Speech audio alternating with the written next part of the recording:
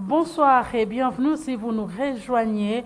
Le chef de l'État, Félix Tshisekedi, a prononcé mercredi 20 septembre 2023 son quatrième discours à la tribune de l'Assemblée générale des Nations unies. Le président de la République a, dans son adresse, entre autres, déploré l'aggravation des inégalités et de la pauvreté dans le monde et des catastrophes climatique. Suivez un extrait de son discours choisi par Gisèle Etoko. Écoute-le.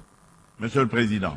Du haut de la tribune de la 78e Assemblée générale des Nations unies, les chefs de l'État, Félix-Antoine Tshisekedi Tshilombo, a réitéré la position de la RDC de ne pas dialoguer avec le rebelle du 1-23. Non seulement ils n'ont pas quitté les positions conquises, mais ils continuent à massacrer nos populations civiles et refusent le pré-cantonnement et le cantonnement, exigeant un dialogue qui ne leur sera jamais accordé.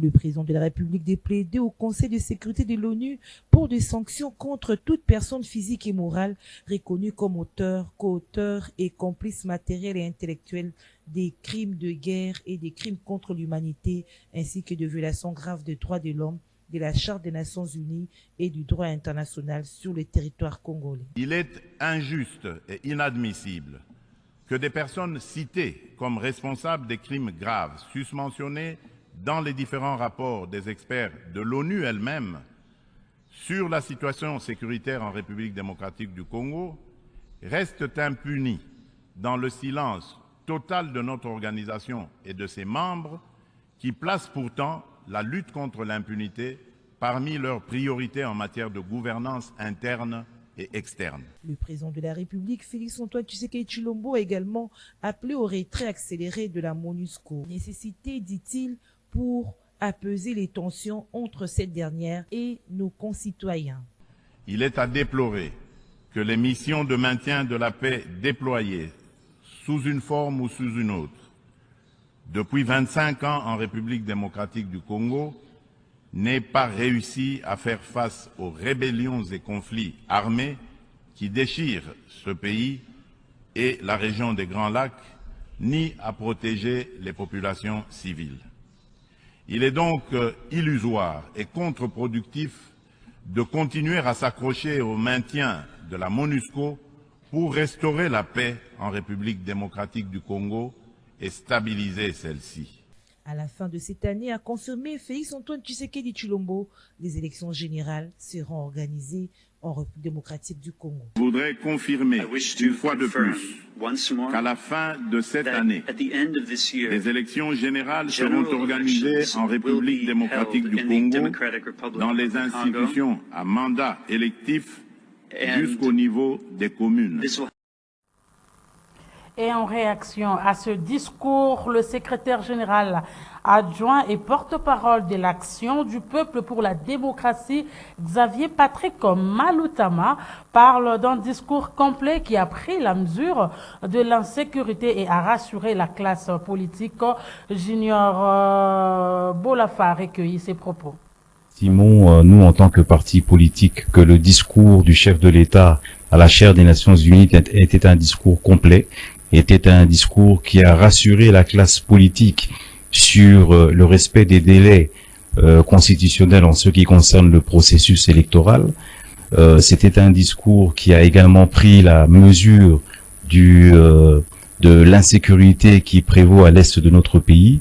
Et nous pensons que l'élan pris par le gouvernement et le président de la République, qui vise à stabiliser l'est de la RDC sur le plan sécuritaire, est inarrêtable aujourd'hui. C'est irréversible. La MONUSCO est présente en RDC depuis plus de 20 ans aujourd'hui, avec les résultats que nous connaissons. Nous pensons que la présence de la MONUSCO sur le sol congolais est inutile. Il faut que la MONUSCO...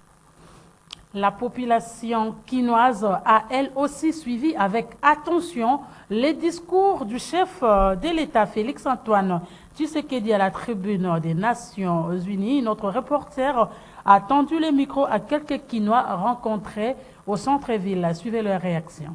En ce qui concerne l'organisation, son optimisme sur l'organisation des élections, Je pense que c'est normal. Tout le monde voudra que les élections puissent avoir lieu à la date fixée par la Constitution. Bon, un report ou un glissement des élections ne sera pas dans l'avantage du chef de l'État, ni même à l'avantage de la population. Je crois que par rapport au cycle électoral passé, nous pouvons cette fois-ci respecter un peu la Constitution, parce que lui, c'est l'homme du respect de la Constitution. Il a appliqué la gratuité, et il a appliqué la couverture santé universelle. Je pense que c'est tout à fait normal qu'il organise les élections à la date indiquée. Ceux qui disent qu'il n'y aura pas des élections, bon, d'après moi, donc ils ne sont pas vraiment cultivés et qu'ils ne constituent même pas la Constitution. Parce que si vous considérez même la Constitution, mais c'est la Constitution qui dit ça. Après 5 ans, il y aura des élections, qu'il peut qu'il neige. Donc, pour ceux qui disent ça, peut-être ils ne sont pas cultivés. Bon, je crois que il est très bien placé pour puisqu'à notre niveau, il y a des éléments qui nous échappent. Comme c'est à son niveau, je suis sûr qu'il a tous les éléments, hein, sûrement avec les conseillers, l'avis qu'il a donné là, je crois que c'est vraiment intéressant. Nous pouvons vraiment l'appuyer. À New York, aux États-Unis, où se tient la 78e Assemblée générale des Nations unies, une réunion de haut niveau a été organisée par la République démocratique du Congo autour de la problématique du crédit carbone. Ainsi, la RDC, comme les autres pays leaders du climat dans le monde, milite pour que le coût du crédit carbone soit beaucoup plus équilibré. Suivez. S'il est clairement démontré que la lutte climatique est une responsabilité commune, l'obligation d'équité dans le financement relève sans nul doute de la volonté et de la responsabilité des pays industrialisés. De ce fait, il est incompréhensible de voir des compagnies et même des gouvernements des pays du Nord investir des milliards de dollars, jusqu'à 400 $ la tonne CO2, dans des pompes artificielles de carbone, mais consacrer à peine 5 $ par tonne CO2 pour la conservation des forêts tropicales, qui sont des pompes à carbone naturelles à multiples bénéfices pour l'homme et pour la nature. Prenons à présent les nouvelles de l'Assemblée nationale.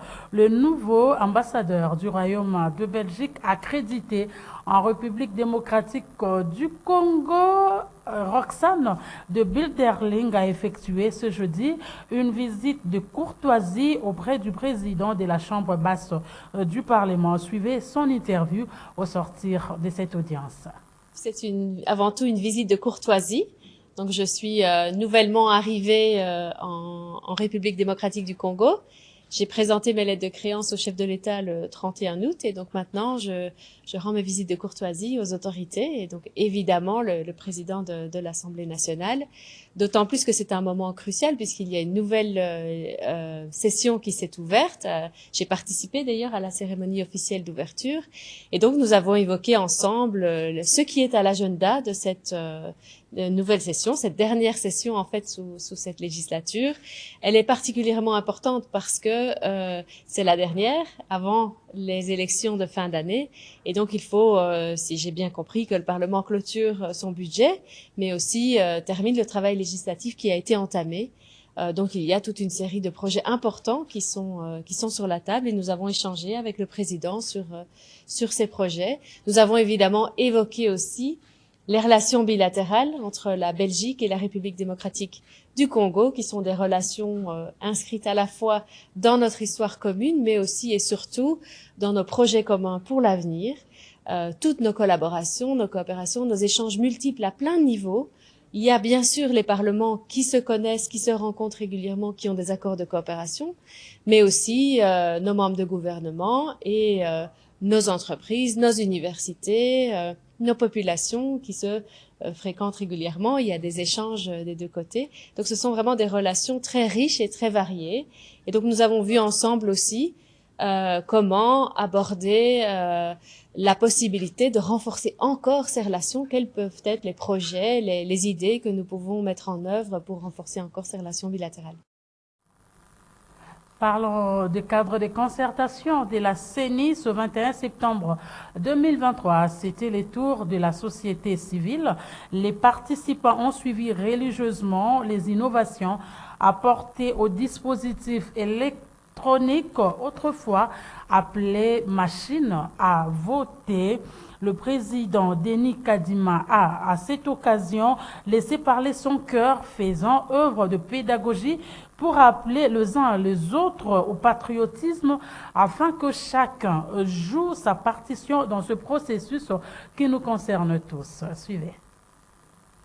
Le président de la Commission électorale nationale indépendante, Denis Kadima Kazadi, a exhorté les participants à ce cadre de concertation avec la société civile, les représentants religieux et des médias, à tout mettre en œuvre pour véhiculer un message positif afin de sensibiliser le plus grand nombre sur le processus électoral en cours. La CENI actuelle n'a pas la prétention d'atteindre la perfection, mais elle fait tout ce qui est dans son pouvoir pour qu'il y ait une évolution positive de notre jeune démocratie.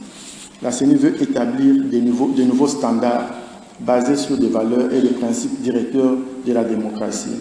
Nous voulons que ceux qui viendront après nous voient en nous une équipe à émuler plutôt qu'une équipe qui a montré un mauvais exemple. Nous voulons vraiment être un exemple pour que ceux qui viennent puissent tenter de dépasser ce que nous aurons réalisé. Le temps est donc compté, mais la CENI est résolument engagée en partenariat avec vous afin d'offrir aux Congolais des élections de qualité.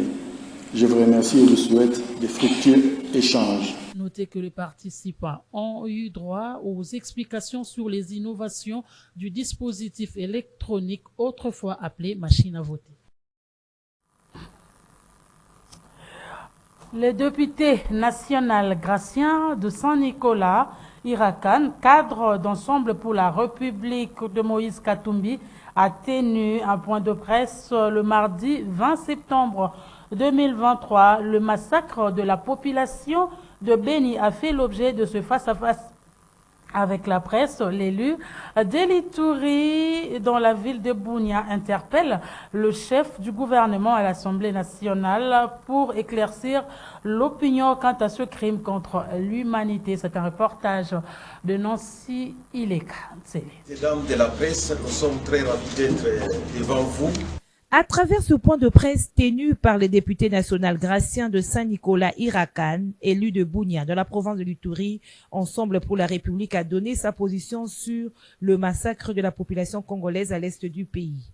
C'est au cadre du parti cher à Moïse Katumbi et notamment revenu sur le bien fondé de son initiative d'interpeller les chefs du gouvernement pour qu'ils s'expliquent devant le Parlement au sujet des dernières tueries des populations civiles dans la ville de Goma. Si nous avions un renseignement capable, aujourd'hui, cette population n'allait pas être massacrée parce que les renseignements allaient donner toutes les informations nécessaires et importantes pour dire que ce sont des civils qui sont entassés quelque part et qui sont en séance de prière ou alors qui vont marcher le lendemain. Mais voici comment ça évolue la situation. Mais à suivre les choses qui se sont passées, nous pensons qu'il y a des choses que nous ne comprenons pas. Hier, on pensait que ce sont les habitants de l'Est qui sont eux-mêmes responsables de leur malheur, de leur instabilité, qui créent des morts. Mais aujourd'hui, nous avons des conflits à l'Ouest et nous avons des massacres à l'Ouest. Qui sont ces responsables-là? À la question de savoir si son interpellation contre le Premier ministre était alignée, a-t-elle produire des résultats escomptés? Le député national Irakan répond. Donc il ne s'agit pas ici d'aller dans la compétition avec les pouvoirs judiciaires ou alors d'aller concurrencer les pouvoirs judiciaires, mais nous nous référons à notre mission en tant que parlementaires et des gouvernements à qui nous avons donné naissance, de pouvoir nous dire un peu qu'ils sont allés là-bas, qu'est-ce qu'ils ont vu, qu'est-ce qui s'est passé et qu'on nous raconte. Mais comme nous sommes dans un pays un régime démocratique, c'est le peuple qui a le pouvoir. Et donc, par l'interpellation, ce sont des moyens contraignants pour amener le Premier ministre à nous dire ce qui s'est passé. Et l'interpellation, si nous ne l'apprécions pas, si nous n'apprécions pas l'explication, nous pouvons changer vers la motion de censure pour que nous puissions voter et voir est-ce que tous les députés sont d'accord avec cette façon du gouvernement de travailler. Concernant les prochaines élections prévues en décembre 2023, l'élu de Bunia dans la province de l'Ituri, Irakan, a indiqué que son parti est opposé à toute idée d'un dialogue dont le but serait d'obtenir un glissement en vue d'un partage du pouvoir. Et dans le reste de l'actualité, le 21 septembre, c'est la journée internationale de la paix, une journée consacrée au renforcement de l'idéal de paix, tant au sein des pays que de peuples entre eux. Autre détail sur cette journée avec Junior Bolafa. La journée internationale de la paix a été créée en 1981 par l'Assemblée générale des Nations unies. Une journée dédiée à la paix et particulièrement à l'absence de guerre qui doit se manifester par un cessez-le-feu dans les zones de combat. Le thème 2023 a été retenu cette année pour cette célébration et action en faveur de la paix. Nos ambitions pour les objectifs mondiaux, un appel à l'action qui reconnaît notre responsabilité individuelle et collective dans la promotion de la paix qui contribue à la réalisation des objectifs de développement durable ODD, laquelle créera une culture de la paix pour tous. La culture de la paix étant une culture du dialogue et de la prévention, et dans ces contextes, le rôle des Nations Unies n'a jamais été aussi crucial. Et les agents et cadres de la radio-télévision nationale RTNC étaient en sit-in ce jeudi 21 septembre 2023 à la primature. Ils réclament l'application du barème salarial 2022 de son personnel contractuel, longtemps en souffrance. Suivez.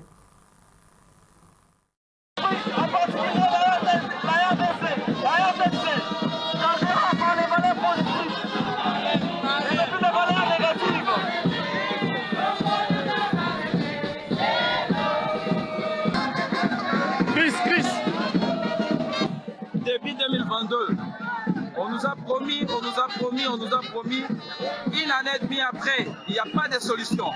Comme c'est le Premier ministre qui avait donné l'instruction aux deux ministres, notre ministre de tutelle et puis ministre d'État du budget, pour trouver la solution à notre problème. Malheureusement, ces instructions sont restées lettres mortes. Voilà pourquoi nous sommes revenus chez le Premier ministre pour qu'il puisse nous donner la dernière solution, parce que c'est lui qui est le chef du gouvernement.